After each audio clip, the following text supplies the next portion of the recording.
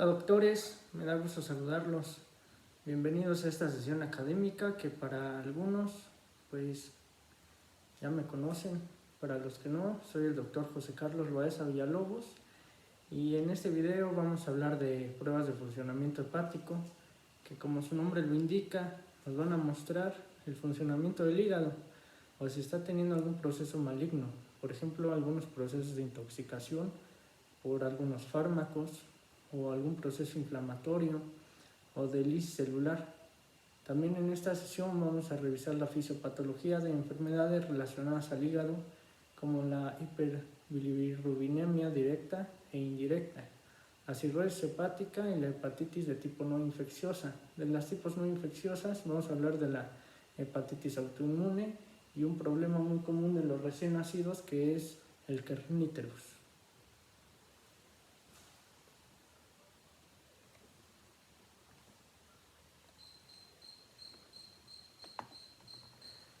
Bueno, para darle una buena introducción al tema, y pues este video seguramente lo podrán ver alumnos desde primer año hasta quinto año y no solo alumnos de la clase de patología clínica, así que vamos a recordar rápidamente conceptos básicos de anatomía y fisiología del hígado. El hígado pues lo vamos a encontrar en el hipocondrio derecho. Como ya sabemos, la escuela francesa divide al abdomen en 9 cuadrantes: el hipocondrio derecho, el epigastrio, el hipocondrio izquierdo, el flanco derecho, el mesogastrio, el flanco izquierdo, la fosa ilíaca derecha, el hipogastrio y la fosa ilíaca izquierda. El hígado es el órgano de los órganos más grandes que tenemos y va a abarcar desde el hipocondrio hasta el mesogastrio y epigastrio. El hígado pesa alrededor de 1.5 kilos en promedio en el adulto. Esto va a representar casi el 2% del peso corporal total. La unidad anátomo-funcional del hígado son los lobulillos hepáticos. El hígado va a tener alrededor de 50.000 a 100.000 lobulillos hepáticos. Y estas células son muy importantes junto con las células de Kupffer. Las células de Kupffer son los macrófagos del hígado que van a proteger a los sinusoides rodeándolos y van a captar cuerpos extraños que pasen a través de los sinusoides. Ahora, el hígado, como ya sabemos, recibe sangre nutricional y sangre funcional. La sangre nutricional la va a recibir a partir de la arteria hepática que proviene del tronco celíaco. Del tronco celíaco salen 3 arterias que son la esplénica, la gástrica y la hepática. Y la sangre funcional del hígado la va a obtener a partir de la vena porta.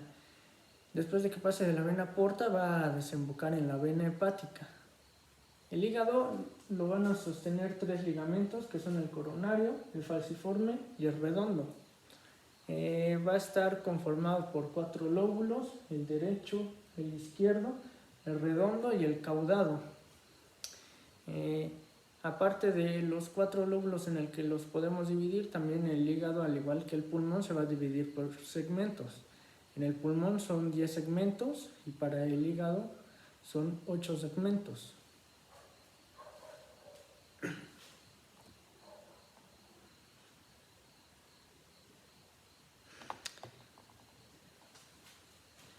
De las funciones del hígado nosotros podemos hablar que son muchísimas, pero para esta sesión académica vamos a hablar solo de las más importantes que podemos valorar a través de las distintas pruebas de laboratorio que nosotros tenemos.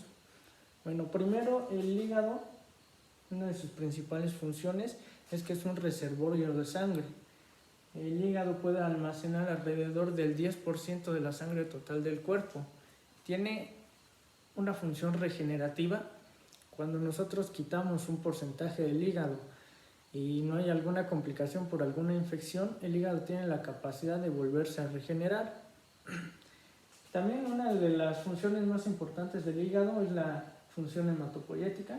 Como podemos ver en la gráfica que les puse, en el primer trimestre del embarazo, los órganos hematopoyéticos van a ser el saco vitelino y de ahí va a comenzar el hígado, teniendo mayor importancia en el 5.º mes y va a durar durante toda la gestación. Después van a venir otros órganos hematopoyéticos como el vaso y la médula ósea, que va permanecer durante toda la vida. Otra de las funciones del hígado es la función inmunitaria. Como ya les había comentado, las células de Kupffer van a estar rodeando a los sinusoides que están en el hígado. Estas van a captar a microorganismos patógenos que puedan pasar por los sinusoides hepáticos. El hígado también participa en la síntesis de proteínas a través de diversos mecanismos. Va a participar en la síntesis de factores de coagulación, que los vamos a ver más adelante. Incluso hay una prueba que mide el tiempo de protrombina y esta va a estar alterada cuando hay una insuficiencia hepática.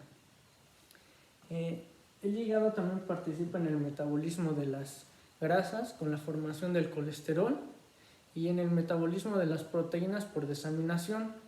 También va a ser uno de los depósitos de hierro más importantes de nuestro organismo y va a almacenar el hierro en forma de ferritina. Ahora, los fármacos se van a metabolizar en la gran mayoría por el hígado. Esto por las enzimas del sistema microsomal hepático. En este metabolismo de los fármacos, en el hígado se va a llevar un proceso que se llama efecto de primer paso. Cuando sucede este efecto de primer paso en los fármacos, va a disminuir la biodisponibilidad de este fármaco, también reduciendo su efecto terapéutico, por lo que nosotros debemos ajustar la dosis terapéutica para contrarrestar este efecto de primer paso.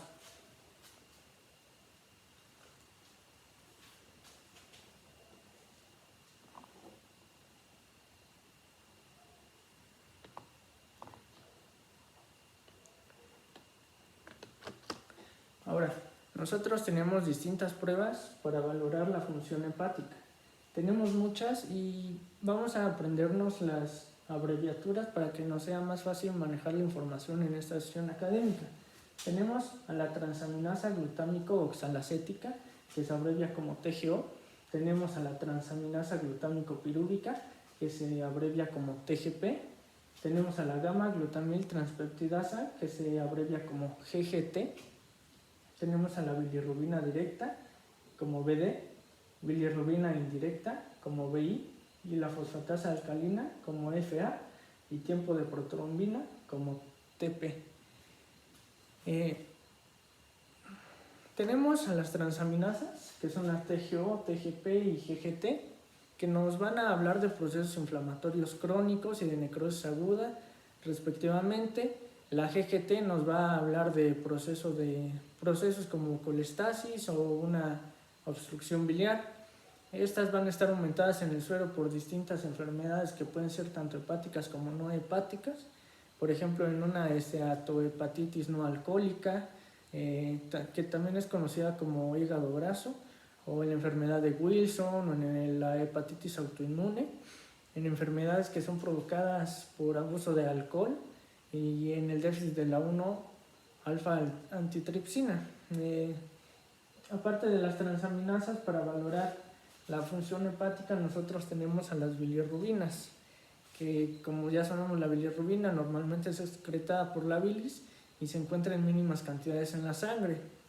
Como sabemos, las bilirrubinas se obtienen del grupo M de los eritrocitos y las elevaciones de las bilirrubinas pueden ser tanto en su componente conjugado como en su componente no conjugado, o la bilirrubina indirecta o la bilirrubina directa. Y tenemos otras pruebas que nos van a hablar de daño celular, como la DHL, que nos va a hablar de lisis celular, y de daño hepático, como el tiempo de protrombina, que vamos a revisar cada una de estas pruebas. Para el estudio del funcionamiento hepático, nosotros necesitamos una muestra de sangre en un tubo rojo sin ningún aditivo, ya que lo vamos a estudiar en el suero.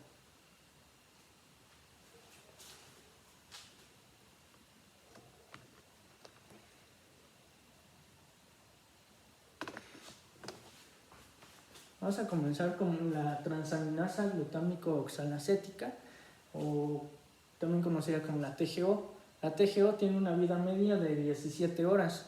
La TGO se va a elevar en patologías extrahepáticas y en patologías hepáticas. Su elevación habla de daño celular agudo y de procesos inflamatorios crónicos. Los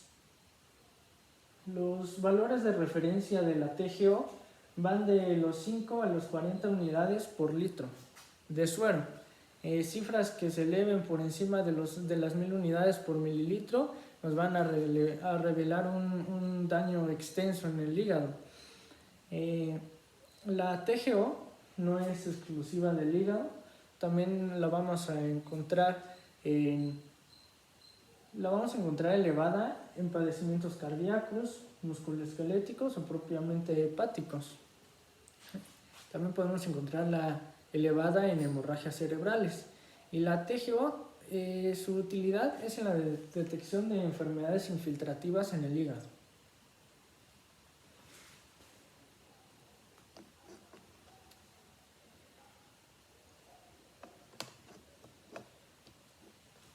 Ahora vamos a hablar de la transaminasa glutámico-pirúvica. Esta su vida media es más prolongada que la de la TGO.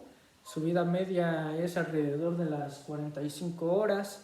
Es un marcador más específico de las hepatopatías porque se encuentra únicamente en el hígado. La TGP, la transaminasa glutámico-pirúvica, se va a elevar en procesos de necrosis aguda. El descenso de las transaminasas con un aumento de las bilirrubinas o el tiempo de protrombina es un indicador de mal pronóstico en las enfermedades hepáticas. Esta, como ya les había comentado, es de mayor especificidad para las enfermedades hepáticas, y las transaminasas, la TGO y la TGP, han sido de apoyo para el diagnóstico y se han utilizado como marcadores de lesión del hígado desde los años de 1960.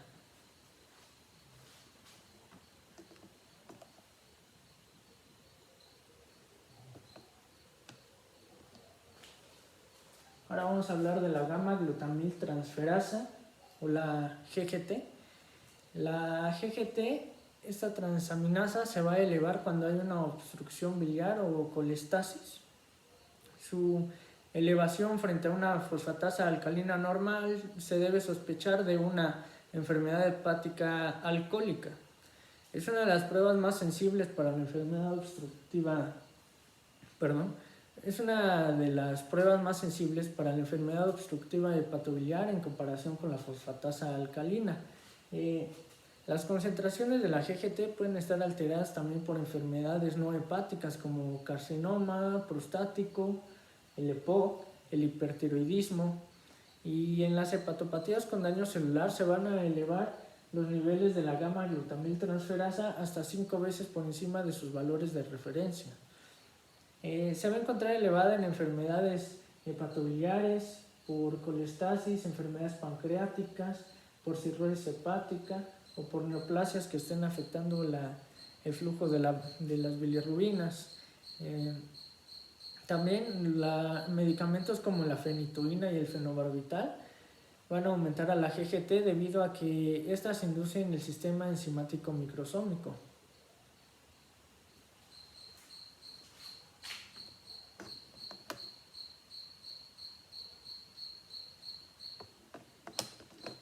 Ahora vamos a hablar de una proteína importante que es sintetizada en el hígado, la albúmina, que es una proteína de las más abundantes de nuestro organismo.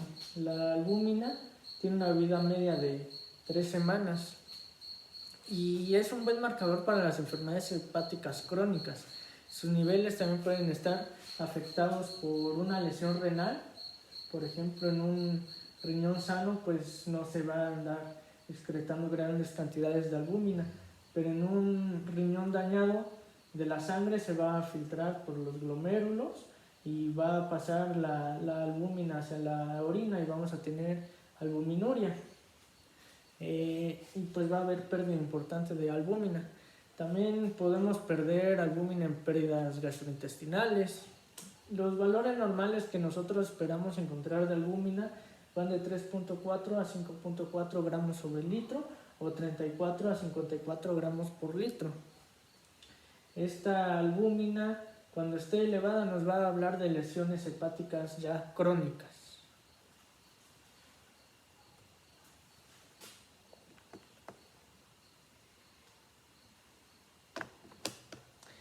Ahora vamos a hablar de la deshidrogenasa láctica.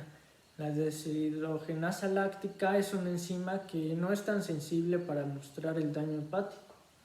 Esta nos va a mostrar más cuando esté elevada un daño cardíaco o hemólisis, y nos va a decir que hay lisis celular. Pero cuando se eleva, al igual que en las transferasas, puede estar en un proceso de hepatitis isquémica.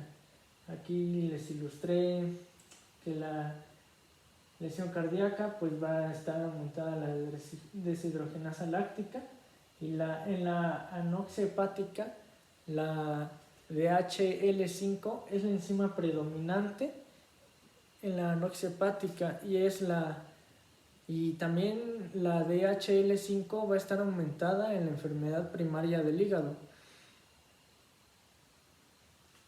La deshidrogenasa láctica, cuando se eleva al igual que la fosfatasa alcalina, vamos a sospechar de un proceso infiltrativo maligno en el hígado.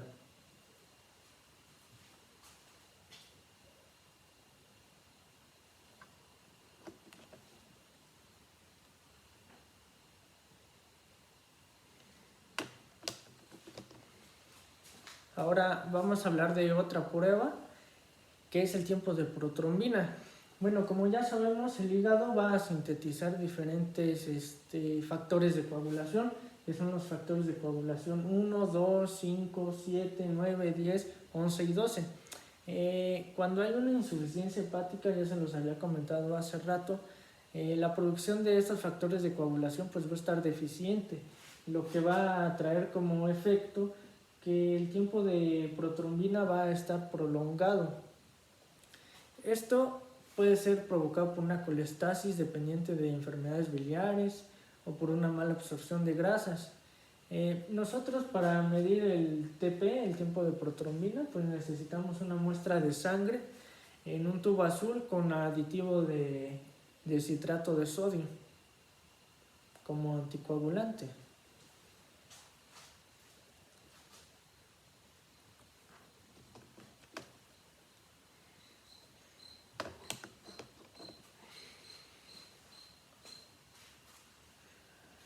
También nosotros, para valorar la función hepática, podemos medir la alfa-fetoproteína, que es una de las proteínas que sintetizan los hepatocitos con la capacidad de inhibir a la tripsina. La alfa-fetoproteína es un marcador para la detección de carcinoma hepatocelular. También nos sirve para la detección de cáncer de testículo, por ejemplo. Y cuando hay un proceso así cancerígeno en el testículo o en el hígado, los niveles de la alfa-fetoproteína se van a elevar hasta en un 95%. Estos valores pues pueden ser modificados también de la alfa-fetoproteína por la edad del paciente, por el grado de diferenciación tumoral o por el tipo de carcinógeno del que estemos hablando. La alfa-fetoproteína va a tener utilidad en los recién nacidos para el diagnóstico de enfermedades hepáticas como una colestasis neonatal de origen inexplicable, o en los adultos, como ya se los había comentado, como marcador tumoral hepático, o para enfermedades crónicas de origen desconocido también.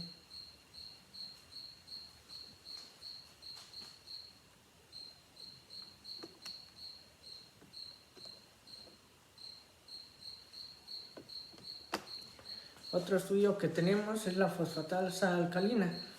La fosfatasa alcalina podemos encontrarla aumentada por enfermedades que son intrahepáticas o extrahepáticas, pero que van a provocar una colestasis. Por ejemplo, una coledocolitiasis, tumores del páncreas, estrechez de la vía biliar, abuso de drogas, cirrosis biliar primaria, una colestasis intrahepáticas familiares, o también se pueden elevar la fosfatasa alcalina pues por marcadores, por enfermedades que no son hepáticas, como la diabetes, el hipertiroidismo, la insuficiencia cardíaca y para decir que la fosfatasa alcalina se relaciona con una hepatopatía, pues tenemos que observar que sus niveles se aumentan hasta por 3 veces de sus valores de referencia.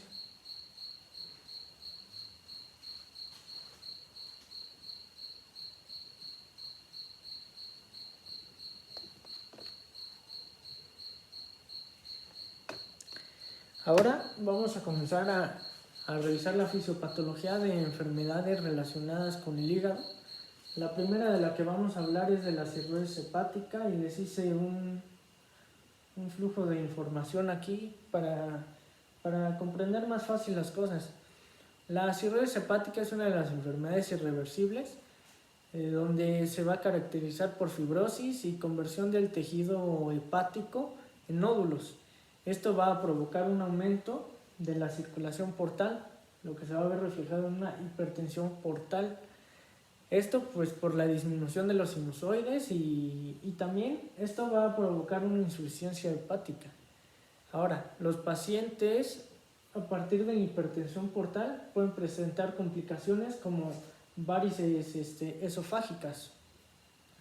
Aparte de las varices esofágicas van a desarrollar ascitis y la insuficiencia hepática pues nos va a producir el dato clínico de la ictericia y tanto la insuficiencia hepática como la hipertensión portal, los dos nos van a llevar a una encefalopatía. La principal etiología de la cirrosis hepática es el etilismo, en primer lugar, y por mucho le gana a las demás, que pueden ser también por hepatitis virales o una esteatosis hepática no alcohólica, que más puede estar asociada a esa esteatosis a la obesidad.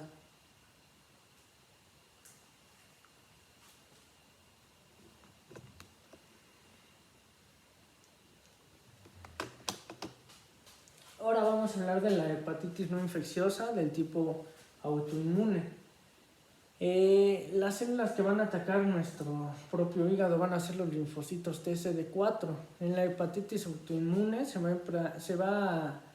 representa una interacción compleja entre los factores desencadenantes, la predisposición genética que nosotros traemos a presentar este tipo de enfermedades autoinmunes y pues alteraciones en las redes de la inmunorregulación. Van a estar alteradas las vías de señalización para la activación de los linfocitos TCD4. La hepatitis autoinmune tipo 1 es propia de los adultos y de los niños. La hepatitis autoinmune tipo 2 va a ser propiamente pediátrica. Como ya les había mencionado, el daño al hígado va a ser provocado por los linfocitos TCD4. Ahora, para llegar al diagnóstico de una hepatitis autoinmune, nosotros debemos observar datos clínicos acompañados de exámenes de laboratorio con elevación de las transaminasas TGO, TGP y también con aumento de la inmunoglobulina G, aparte de la presencia de anticuerpos positivos y pues hepatitis de interfase.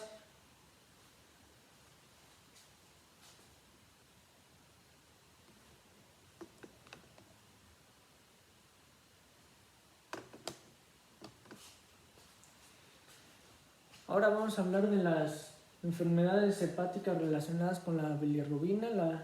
Vamos a comenzar con la hiperbilirrubinemia directa. El aumento de la bilirrubina directa nos va a hablar de enfermedades hepáticas o de la vía biliar. El aumento de la bilirrubina directa puede darse por alteraciones en los mecanismos de excreción de la bilirrubina. Raramente se encuentra la bilirrubina directa aisladamente elevada. Por lo general se eleva junto con otros componentes del perfil hepático como las transaminasas, pero también se puede elevar de manera así aislada, por ejemplo en el caso del síndrome de Dubin-Johnson o en el síndrome de Rotor. Se van a elevar la bilirrubina directa. El paciente sí va a presentar ictericia, pero no van a tener prurito. Es una característica de estos síndromes. Ahora, La bilirrubina directa va a estar aumentada en la cirrosis hepática, las colestasis intrahepáticas, en infecciones por espiroquetas o en una mononucleosis infecciosa, en procesos como colangitis, ya sabemos de la colangitis, la tríada de Charcot, y los linfomas. También van a aumentar los niveles de bilirrubina directa, las coledocolitiasis, las pancreatitis que obstruyen pues las vías biliares, o también puede estar obstruido por algún tipo de cáncer del conducto biliar, en donde no pueda ser secretada la bilirrubina de manera normal.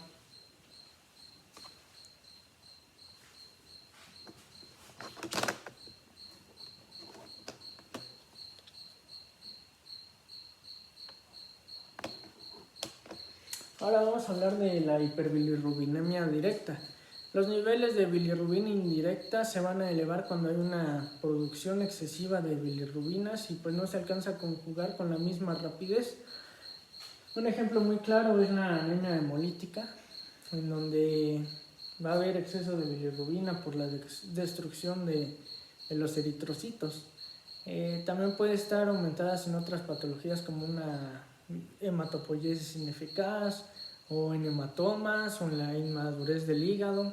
También en enfermedades cardíacas como la insuficiencia cardíaca, o en síndromes raros como el síndrome de Hilbert, el síndrome de Rotor, o también puede estar aumentada la bilirrubina indirecta por reacciones a fármacos. Ahora, si nosotros queremos realizar un diagnóstico diferencial entre una hiperbilirrubinemia directa o una hiperbilirrubinemia directa, nosotros debemos de realizar el test de Vandenberg, que se va a recolectar una muestra de orina, como se los puse aquí, y en una hiperbilirrubinemia por obstrucción de las vías biliares, pues la prueba va a ser negativa al no encontrarse urobilinógeno en la orina.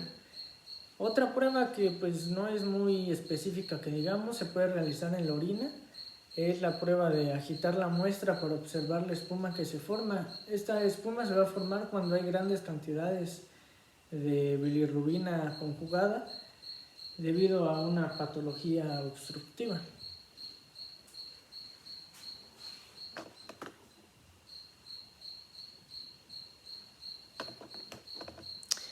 Y por último vamos a revisar un problema que es frecuente en los recién nacidos, el kerníterus, que es un problema que a los recién nacidos les va a provocar ictericia, puede llegar hasta una encefalopatía aguda por bilirrubina, que puede producir pues secuelas en los recién nacidos. Los niveles por arriba de 1.4 miligramos sobre decilitros después de las 96 horas de nacido pueden penetrar la barrera hematoencefálica. Cuando penetran la barrera hematoencefálica, la bilirrubina se va a almacenar en los ganglios basales y esto va a ser lo que va a producir la encefalopatía. El cuadro del kerníterus, se los puse aquí de forma muy resumida, se va a dividir en 3 fases. En la primera fase, en su forma aguda, va a haber una pobre succión de los niños, estupor, hipotonía y también van a presentar convulsiones. Ahora, en la forma crónica de la primera fase, después del primer año de vida, va a haber hipotonía y retraso psicomotor. En la segunda fase, que puede durar de 3 a 7 días, en su forma aguda va a haber hipertonía en los músculos extensores, opistótonos, y van a presentar fiebre. En la forma crónica, después del primer año, van a presentar hipoacusia, balismo y temblor. Y ya en la tercera fase, que va a durar más de 7 días, en la forma aguda, va a haber hipertonía.